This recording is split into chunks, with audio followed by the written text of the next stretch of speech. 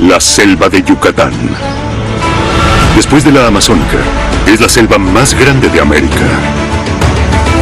Pero en esta selva hay más de lo que parece. Debajo del suelo de la selva hay un misterioso inframundo que guarda el secreto del amanecer y el ocaso de una civilización antigua. Los ríos ocultos alimentan a los vastos pantanos, rebosantes de vida, y que llevan a terrenos de caza salvaje para los depredadores perfectos en la cima de la cadena alimenticia.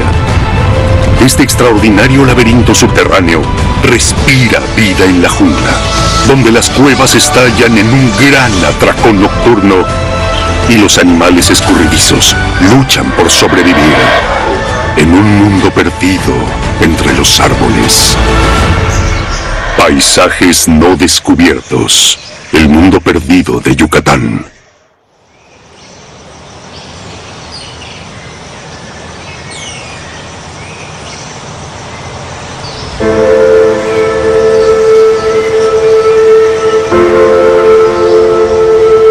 Es otro día seco en Yucatán. Durante más de medio año, prácticamente no llueve en la selva.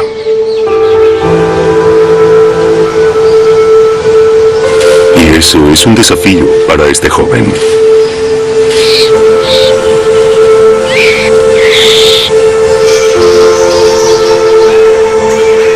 Necesita frutas y hojas frescas para crecer. Y cada día debe viajar más lejos para encontrarla. Afortunadamente, los monos araña están diseñados perfectamente para la vida en las copas de los árboles, a más de 30 metros sobre la tierra. Su cola puede aferrarse a cualquier rama con una precisión asombrosa. La cola funciona como una quinta extremidad, permitiendo incluso que el mono se cuelgue boca abajo mientras busca alimento, liberando sus manos para alimentarse con más eficiencia.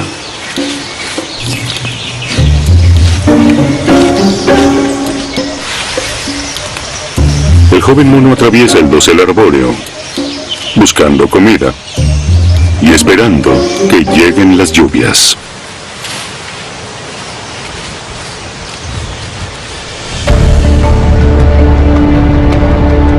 La selva es el corazón de la península de Yucatán, una vasta región costera del sureste de México, que separa el Golfo de México del Mar Caribe. Es la extensión continua más grande de selva tropical en América Central. Se extiende desde el extremo norte de la península hasta Belice y Guatemala al sur. Yucatán cuenta con más de 1.100 kilómetros de litoral y es el hogar de la barrera de arrecifes más grande de América.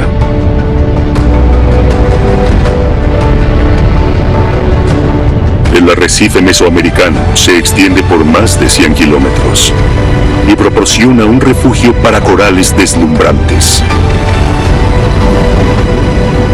Esfirenos feroces.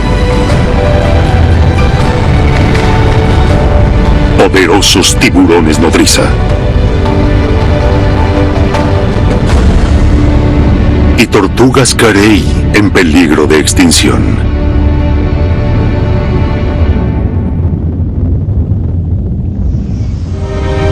Hace unos 65 millones de años, un asteroide del tamaño de una montaña se estrelló en lo que ahora es la península de Yucatán. La colisión formó un cráter de casi 250 kilómetros de ancho y más de 12 kilómetros de profundidad. Ya no es visible, pero el cráter está semienterrado bajo un manto de selva. La otra mitad está bajo el océano. El impacto del asteroide desencadenó un evento de extinción masiva que destruyó a los dinosaurios y a 3/4 partes de toda la vida en la Tierra. La vida tuvo que volver a empezar.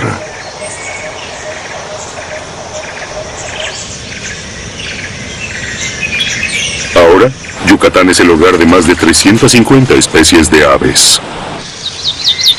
incluyendo a la reinita de manglar, cuyo canto rítmico hace eco a lo largo de toda la costa.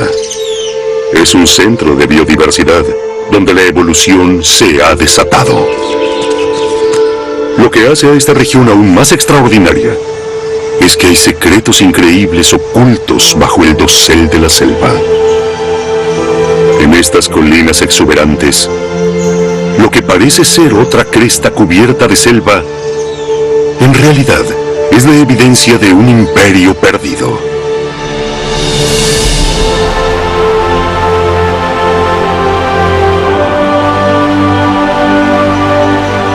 Una antigua pirámide maya. Este fue uno de los centros más importantes de la civilización maya. Calakmul. Sus restos desmoronados se extienden a lo largo de casi 3 kilómetros cuadrados. La selva casi ha devorado las ruinas.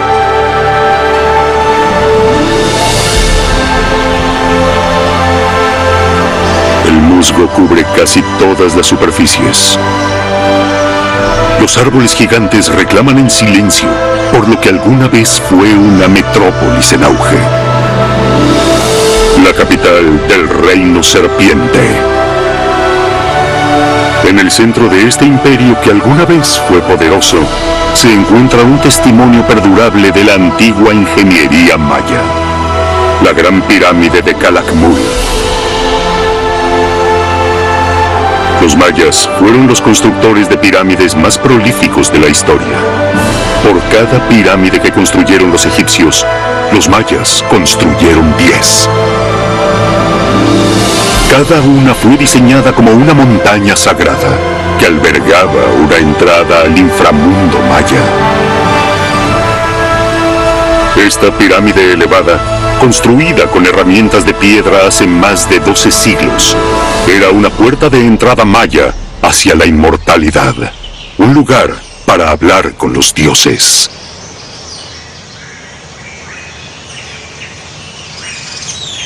Los antiguos pobladores de Calakmul cultivaban árboles que producían frutas durante todo el año. Siglos después, estos huertos cuidadosamente diseñados continúan cosechando recompensas para aquellos que saben dónde buscar. Lo que explica el ruido en los árboles.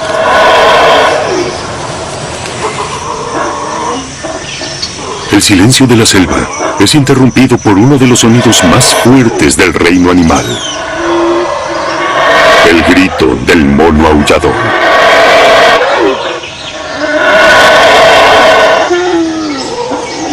Pocos llamados pueden penetrar en la selva con tanta fuerza.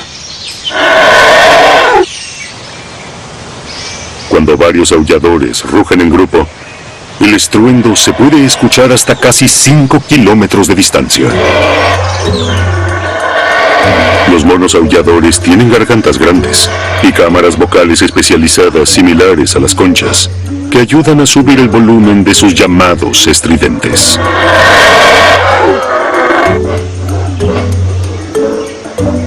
Para aquellos en el dosel de la selva, no hay mejor forma de reclamar su territorio.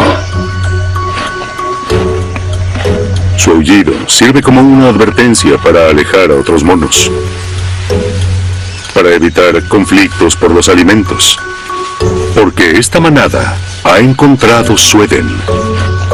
Los árboles rebosan de frutas y hojas suculentas, sus delicias favoritas. En las copas de los árboles cercanos, el mono araña joven atiende el llamado de los aulladores y se retira rápidamente. Este sector de la selva está tomado. Tendrá que buscar en otra parte. Tanto ruido y tanta comida pueden ser agotadores. Cuando no buscan alimento, los monos aulladores pasan hasta el 80% de su tiempo descansando en las copas de los árboles. Esto los convierte en una de las especies de monos más pacíficas. Mucho ruido y pocas nueces.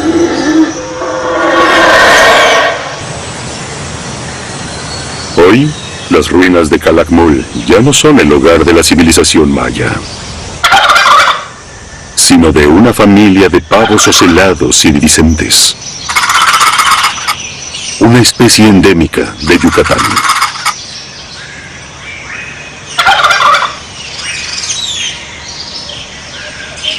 La ciudad quedó en decadencia tras el colapso de los mayas, hace más de 1000 años. Todo lo que queda para hablar en nombre de ellos son imágenes misteriosas talladas en piedra. Estos jeroglíficos eran los libros de historia de la época, creados para glorificar a los reyes, para el registro de nacimientos y bodas de la realeza y honrar las batallas militares.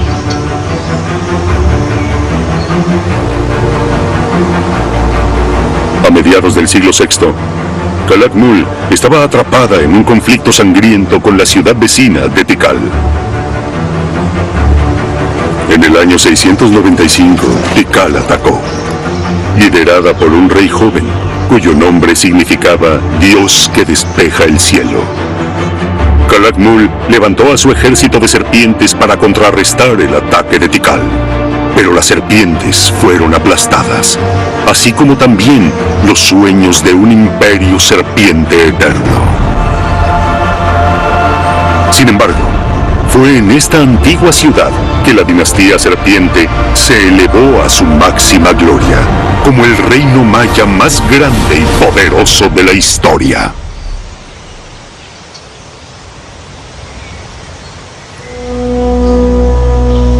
¿Pero qué causó la caída de la civilización maya? Algo llevó al pueblo de Calakmul a abandonar su magnífica sociedad después de siglos de evolución cultural, intelectual y agrícola. Las claves del misterio se encuentran aún más adentro de la selva, más allá de las ruinas cubiertas de vegetación. Aunque esta sea una selva, el agua es escasa. No hay ríos importantes, lagos o incluso riachuelos. Los ríos poderosos fluyen a través de la mayoría de las grandes selvas del mundo. Entonces, ¿por qué no es así en Yucatán? La respuesta se reduce a su geología inusual, que no se ha encontrado en otro lugar del mundo. Esta selva se asienta sobre una capa gruesa de piedra caliza, que alguna vez fue parte de un antiguo arrecife submarino. La piedra caliza es extremadamente porosa. Absorbe rápidamente el agua de lluvia, la cual se escurre a través de la roca y desaparece bajo tierra.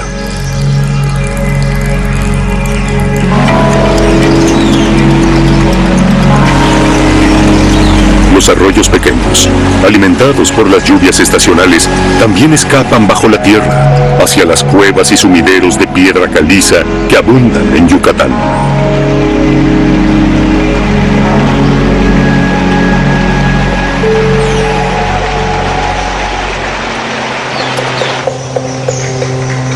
A lo largo de la historia, los pueblos antiguos construyeron casi todas las grandes civilizaciones junto a un río importante. Entonces, ¿cómo prosperaron los mayas sin un río? La clave de su supervivencia se encuentra en lo profundo de la tierra, en lo que los mayas creían que era una puerta de entrada al inframundo. El cenote. Yucatán está lleno de miles de estos pozos naturales. Se necesitan millones de años para que un cenote tome forma. Con el tiempo, el agua de lluvia, acidificada por el dióxido de carbono en el suelo, se percoló en la tierra, comiéndose la piedra caliza para formar un sumidero que desciende hasta el nivel freático. Eventualmente, el techo de la cueva se debilita y se cae, revelándole un reino secreto al mundo de arriba. Bajo la oscura superficie se encuentra un ecosistema como ningún otro en la Tierra. Los cenotes no son cuevas inundadas aisladas. Cada uno está conectado por una compleja red de túneles que se extienden debajo de la península. Durante los últimos 30 años, los buzos que exploraron estos paisajes subterráneos hicieron un hallazgo sorprendente. El agua no está estancada en cada cenote, sino que fluye a través de las cuevas. Los ríos perdidos de Yucatán siguen corriendo debajo de la tierra. Más de 1.600 kilómetros de túneles fluyen bajo la superficie, incluyendo a los 2 sistemas de cuevas submarinas más largos del planeta. Estos pasajes oscuros y serpenteantes siguen siendo una de las últimas fronteras de la Tierra. Pocos han sido cartografiados. Ha caminado más gente en la Luna de la que ha estado en los confines más lejanos del misterioso inframundo de Yucatán. Los túneles se extienden en la oscuridad y el peligro se encuentra en cada dirección de este laberinto subterráneo. Un solo giro incorrecto puede ser la diferencia entre la vida y la muerte. No puedes salir a la superficie si te quedas sin aire. Cientos de exploradores han fallecido en los túneles. Pero los buzos osados no fueron los primeros en aventurarse a estas profundidades ocultas. Los bagres sapo prosperan en este mundo perdido y oscuro. Se alimentan por la noche, recorriendo las cavernas en busca de invertebrados que habitan en el fondo.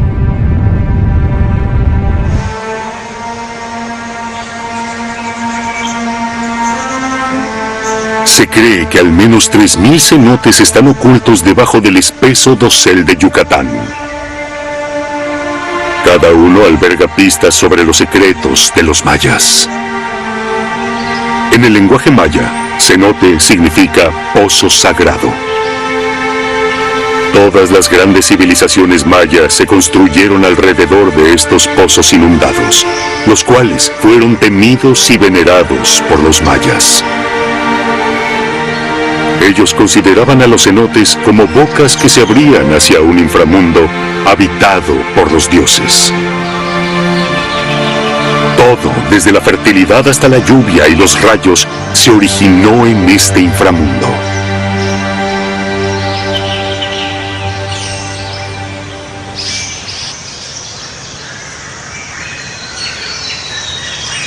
Cada cenote es un oasis en la selva. Anclados en el agua bajo tierra, los árboles que los rodean son más exuberantes que en cualquier otra parte de la selva.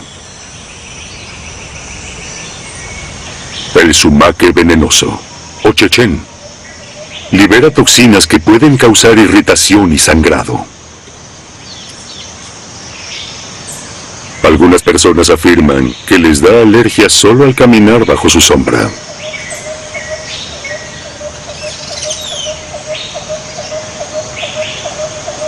Hay otros árboles que tienen raíces que se extienden por 30 metros, intentando alcanzar el agua que está debajo.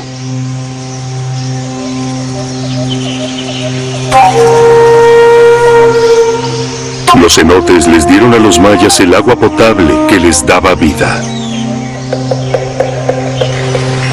Pero solo las lluvias estacionales podían darles vida a sus cultivos.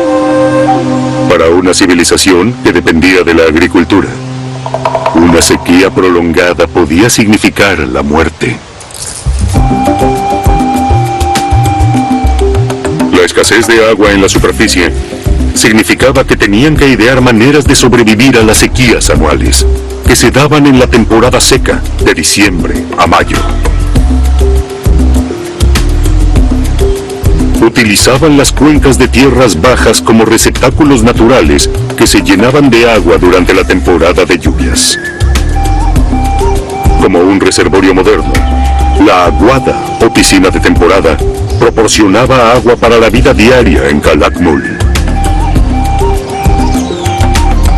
Al menos una ciudad maya en México selló el fondo de su aguada con fragmentos de cerámica para prevenir que el agua se filtrara a través de la piedra caliza. Una ciudad tan grande y bulliciosa como Calakmul requería una gran cantidad de agua fresca. Los arqueólogos han descubierto 13 aguadas en Calakmul, de las cuales la más grande tiene el tamaño de 40 piscinas olímpicas. El destino de quienes viven aquí es dictaminado por sistemas meteorológicos que se desarrollan a miles de kilómetros de la costa. Los vientos recolectan agua mientras cruzan el mar, llevando las nubes y las lluvias estacionales que alimentan la selva.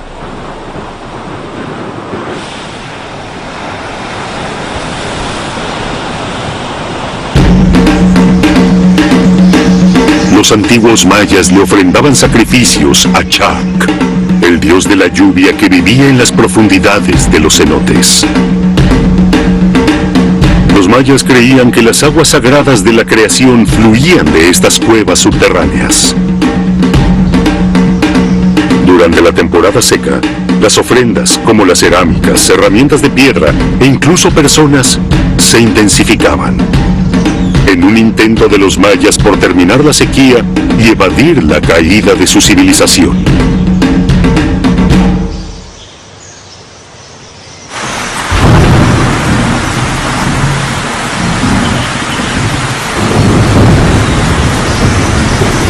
Cuando Chak responde a las plegarias de los mayas y llega la lluvia, es implacable.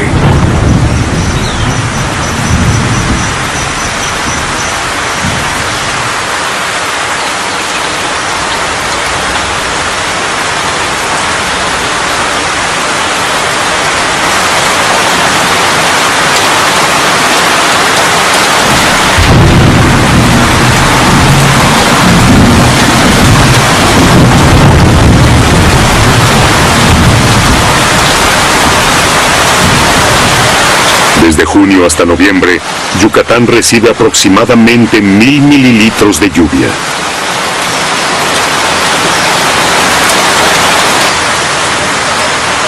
Según la leyenda maya, Chak usaba un hacha hecha de rayos para golpear las nubes y traer la lluvia.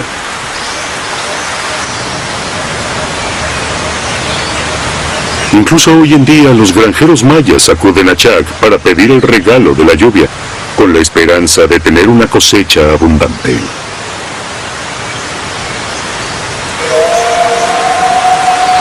Las lluvias estacionales son el elemento vital de la selva. Los árboles, alimentados por el agua de lluvia, tienen frutas y hojas frescas en abundancia, proporcionando alimento para los insectos, como la oruga de polilla tigre. Existen más de 3000 especies de insectos en Yucatán. Esta pequeña hormiga guerrera es un centinela. Cuando encuentre alimento, transmitirá su hallazgo hacia el nido a través de feromonas. El batallón se moviliza rápidamente, tumbando a otros insectos, a los que desmembrará enseguida. El frente avanza, sin ser detenido por una raíz de árbol expuesta. Las hormigas guerreras obreras son prácticamente ciegas. Ellas detectan a su presa por el movimiento. La tarántula de terciopelo no se atreve a mover un músculo. El menor temblor la delataría. No podría enfrentarse al hormiguero atacante. Pero tendría más suerte con esta colonia de hormigas cortadoras de hoja. Son vegetarianas. Mandíbulas con dientes cerrados cortan las hojas en trozos pequeños que las hormigas llevan de regreso al nido. Usarán las hojas para cultivar hongos, la principal fuente de alimentación de las hormigas. Las hormigas cortadoras de hojas usualmente trabajan en la oscuridad y pueden defoliar un arce maduro entero en solo un turno nocturno. Pero estas colonias rastreras, por muy amenazantes que sean, serán el alimento de otros.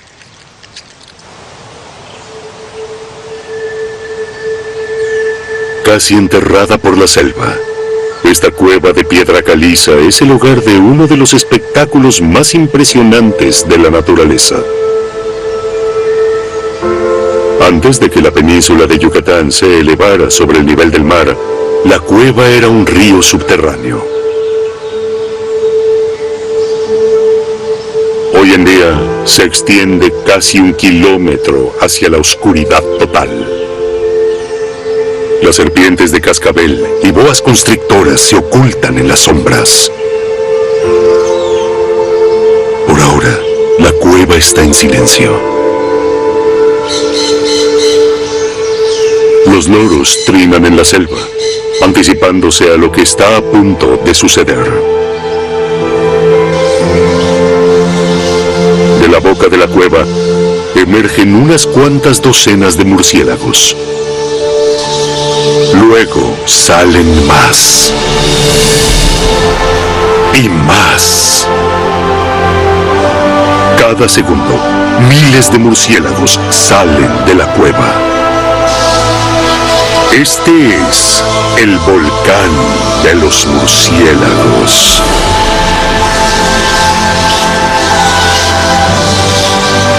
Todos los días erupciona de esta manera, 1 hora antes del atardecer. Más de 3 millones de murciélagos se extienden hacia arriba para su alimento nocturno. Algunos comen insectos en los árboles que rodean la cueva.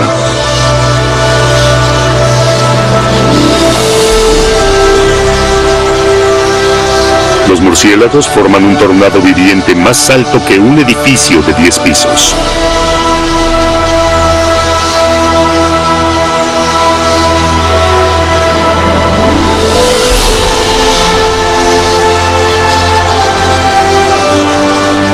A medida que el enjambre se intensifica, se forma un torbellino dentro de la caverna.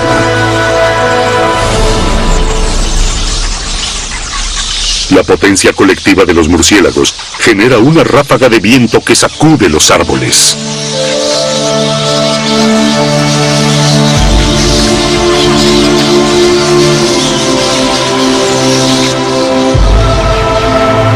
Suben en espiral hasta la cima del torbellino y vuelan sobre el dosel que rodea la cueva.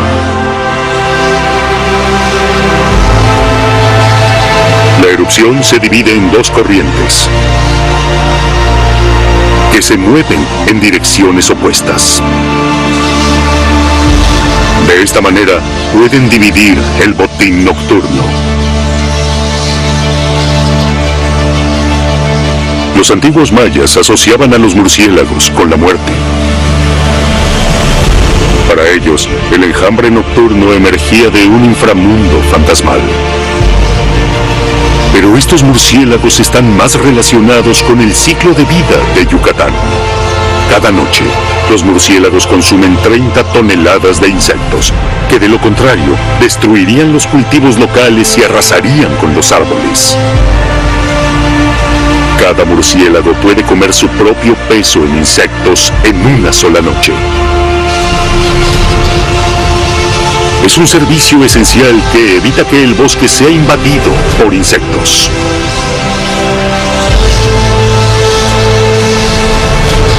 Al caer la noche, los últimos rezagados emergen de la cueva. Esta noche, los murciélagos volarán más de 10 kilómetros en busca de alimento. Antes del amanecer, millones de murciélagos regresarán al abrigo de la oscuridad. Muchos con alimento para sus crías. Ya en la cueva dormirán. Cuando el cielo empiece a oscurecerse al día siguiente, la cueva de los murciélagos volverá a hacer erupción.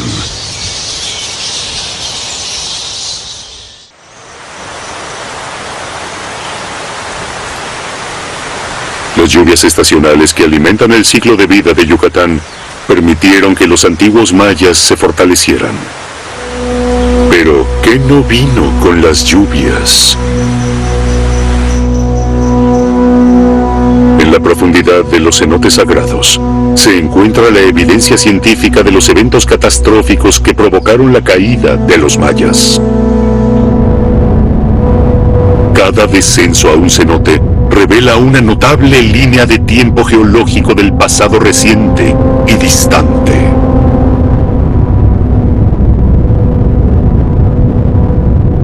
Formaciones monumentales cuelgan como carámbanos del techo. Estalactitas, millones de ellas, se formaron hace miles de años, cerca del final de la última edad de hielo, cuando el nivel del mar era más bajo y esta cueva no era subterránea.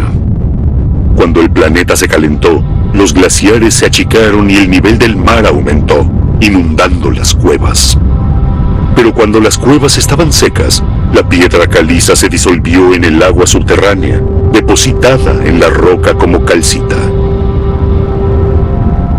Conforme el tiempo pasó, a medida que el agua goteaba del techo de la cueva, se acumulaban cantidades minúsculas de calcita. Las corrientes de aire y el flujo de agua ayudaron a determinar la forma de estas esculturas, que pueden variar en tamaño desde solo unos centímetros hasta la altura de una casa de 2 pisos. Sin embargo, todo empieza con un solo goteo.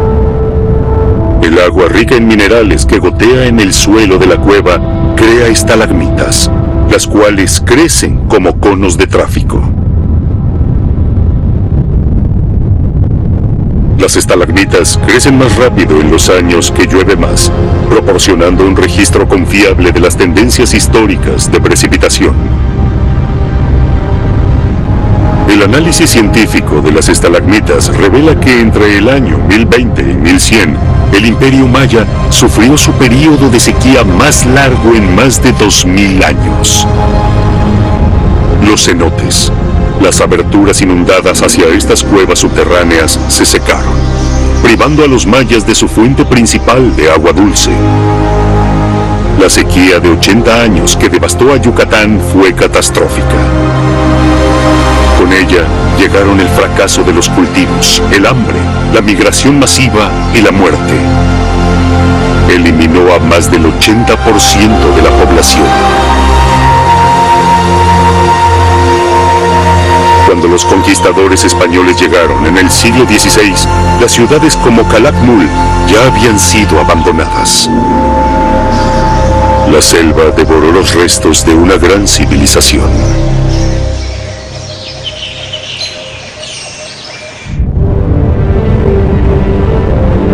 Como todos los ríos, las vías subterráneas secretas de Yucatán fluyen hacia el mar. Algunas surgen aquí, antes de llegar a la costa. Ubicada entre la selva y el mar Caribe, se encuentra Sian Ka'an, la zona pantanosa más grande de América Central. Aquí, el agua de los cenotes abandona su oculto mundo subterráneo. Emerge en manantiales de agua dulce y se encuentra con la marea entrante del océano.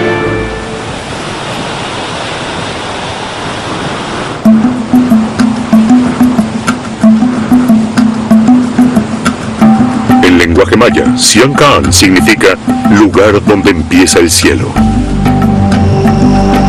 Es una sabana tropical. 1.4 millones de hectáreas de selva espesa, manglares serpenteantes e islotes deshabitados.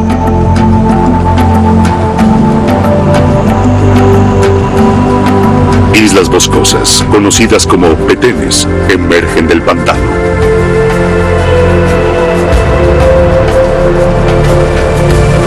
Estos islotes exuberantes se encuentran en el corazón del rico ecosistema de Sian Ka'an y sirven como colonias para más de 300 especies de aves, incluyendo al pelícano pardo.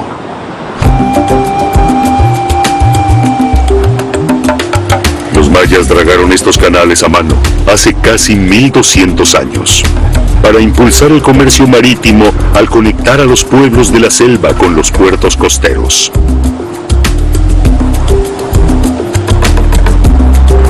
Este pequeño puesto de avanzada malla servía como puesto de vigilancia. Cuando los centinelas detectaban invasores que navegaban por el canal, encendían fogatas para alarmar a las personas en las ciudades del interior.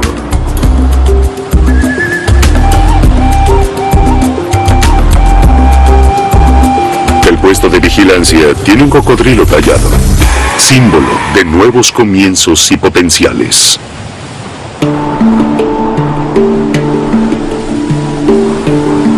Los canales mayas de Siancán conducen a la orilla del mar y al bosque de manglar más grande de México. Los manglares que bordean esta zona costera son fundamentales para la supervivencia de muchas especies en Siancán.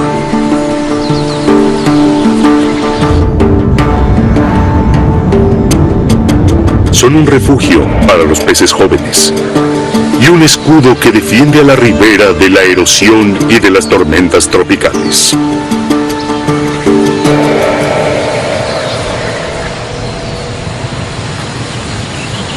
El mangle solo crece en climas tropicales y se ha adaptado para sobrevivir en las aguas saladas del mar.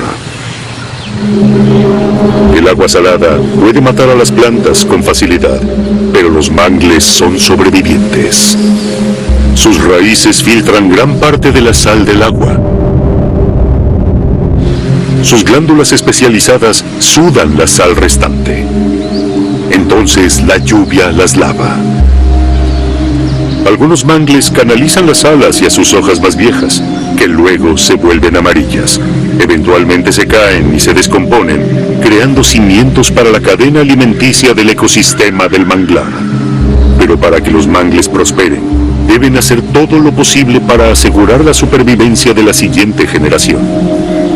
La semilla del mangle rojo brota cuando aún está unida al árbol, lo que proporciona nutrientes y agua. Para cuando cae del árbol al agua, ya es una planta con vida.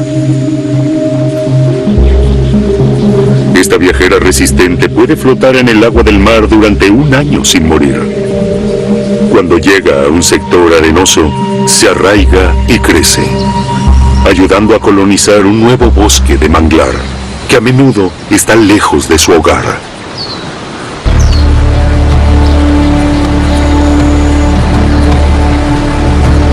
La corteza de los mangles libera taninos, los cuales tiñen el agua dulce de color marrón.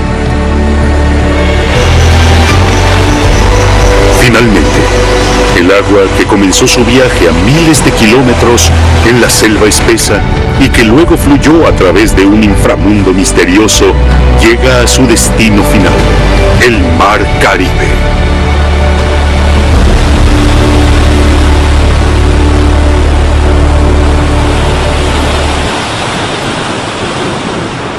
Aquí, donde se encuentran el agua dulce y el agua salada, las nubes de arena blanca indican la llegada de un depredador alfa, el tiburón sarda.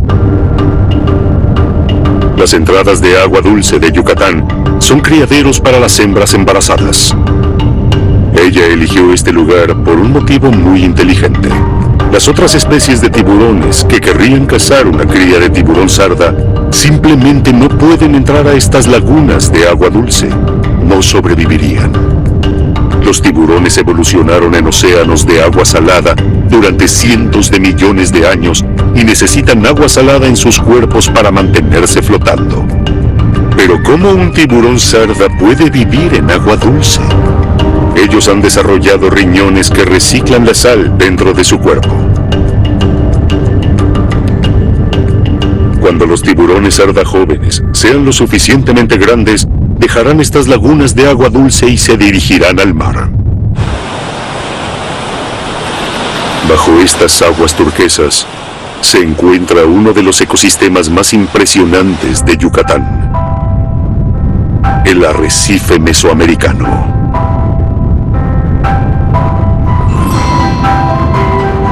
Los arrecifes de coral cubren menos del 1% de los océanos del mundo. Sin embargo, una cuarta parte de todas las criaturas marinas vive en un arrecife de coral en algún momento de su vida. Son la selva del mar. Los Los tiburones sarda adultos patrullan estas aguas. Un macho grande se desliza lentamente, impulsando su cuerpo de 1/4 de tonelada con un balanceo suave de la cola. Pero que no te engañe, él es capaz de ir a una velocidad muy alta. El tiburón sarda es un cazador oportunista y comerá casi todo. Principalmente peces, pero también rayas, pulpos y una criatura descendiente de los reptiles que recorrieron el océano hace más de 100 millones de años, la tortuga carey. Esta tortuga ha encontrado su alimento favorito, esponjas. Su cabeza estrecha y su pico parecido al de un halcón son ideales para sacar las esponjas de las grietas en el coral. Luego las machaca con su potente mandíbula sin dientes. La tortuga carey pasa la mayor parte de su vida bajo el agua, pero debe ir a la superficie para tomar oxígeno. Ahí es cuando se vuelve vulnerable para los tiburones sarda de abajo. El peligro no proviene tanto de los tiburones que puedes ver, sino de los que no puedes ver. Con la marea alta, el mar inunda rápidamente la costa, abandonando grandes depósitos de sal.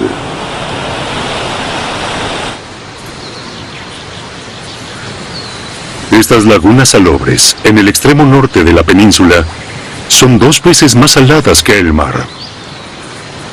Uno de los pocos animales terrestres que puede aprovechar este hábitat extremo es el flamenco.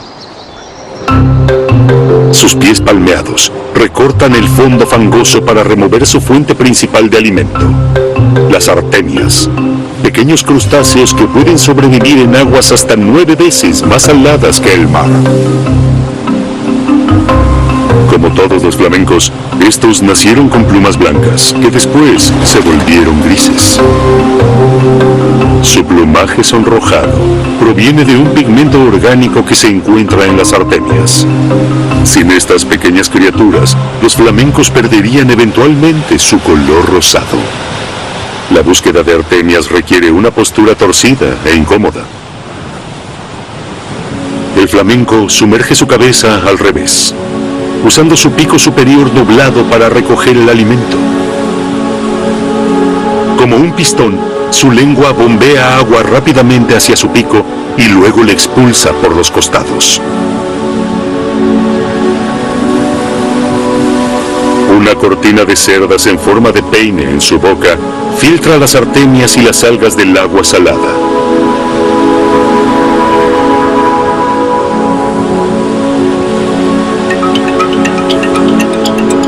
Los flamencos comen en promedio 250 gramos de comida al día. La piel acorazada en sus patas delgadas protege al flamenco de los peligros corrosivos del agua salada. Lo que parece ser una rodilla extraña y doblada hacia atrás, en realidad es el tobillo del flamenco, ubicado por la mitad de su pata. Estas patas delgadas son sorprendentemente fuertes y los flamencos son capaces de pararse en una sola pata durante horas, incluso cuando duermen. Poner una pata cerca del cuerpo ayuda al flamenco a conservar el calor. Los flamencos en reposo también doblan sus cuellos y meten sus cabezas dentro de su plumaje para protegerse del clima.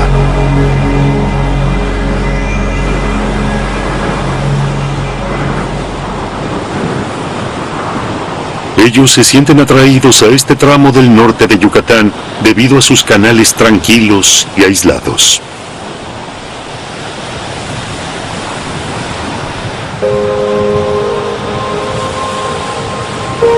Los flamencos son vulnerables a depredadores como los jaguares y aves de presa. Su única defensa es agruparse en colonias, moviéndose al unísono para aumentar sus probabilidades de supervivencia. Si el peligro se acerca, hacen sonar una alarma fuerte y chillona. Luego, una caminata casi milagrosa sobre el agua pone en marcha un vuelo apresurado.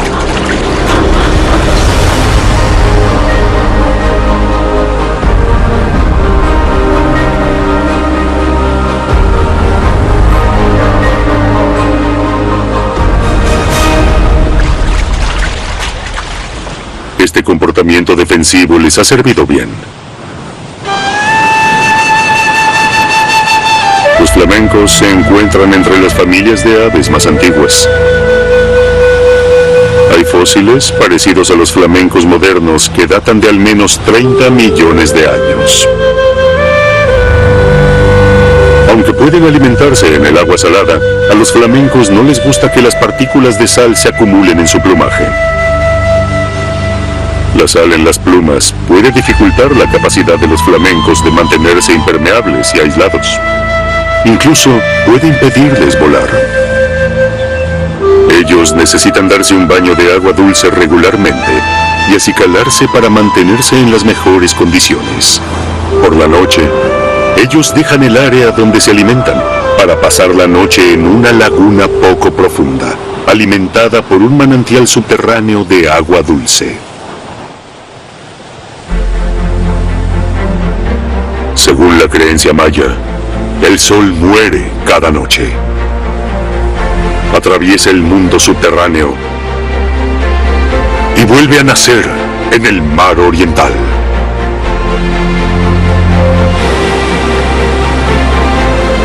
En estas costas, así como en las grandes selvas, la abundancia de la vida depende del inframundo secreto. Sin sus ríos ocultos, enterrados debajo del suelo de la selva, Yucatán sería un desierto seco e inhóspito. El inframundo que dio origen a grandes civilizaciones alimenta a los espectáculos de la selva, que no se ven en ninguna otra parte de América. Y alimenta a las selvas, donde criaturas extraordinarias luchan por sobrevivir. Aquí, en el lugar donde empieza el cielo.